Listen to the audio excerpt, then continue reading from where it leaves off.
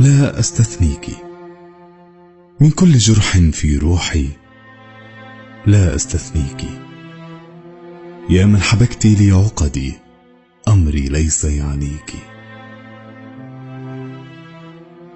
وكم ضرني ما صنعت في نفسي، أنت وكل ما فيك. تليت قلبي بإعاقة، عسى الله بما بليتني يبليك. ما عاد نبضي يعزف لحن الهوى، بل يبحث عن بر فيه يرسيك.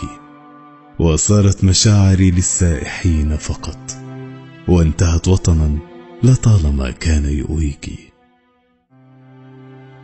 وعمقي لا يستوعب لاجئا آخر، شلت يده التي من أي سوء تحميك.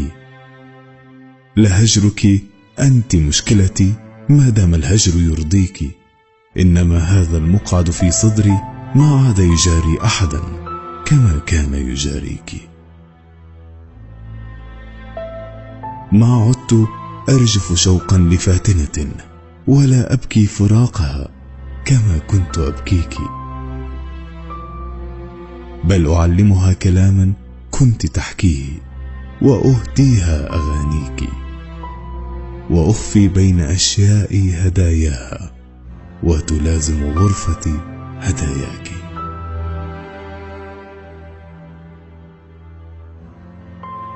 وأصحبها إلى مقهى كنا به، وأبقى أحدث عنك، وأسألها بوقاحة هل حديثي يضنيك. وفي الهاتف حين أطلبها وآتي على ذكر اسمها، سهوا عني يناديك، أو تشرد أصابعي وتطلبك بدلا منها وتجيبين، كأنني أستل الرحمة من معاليك.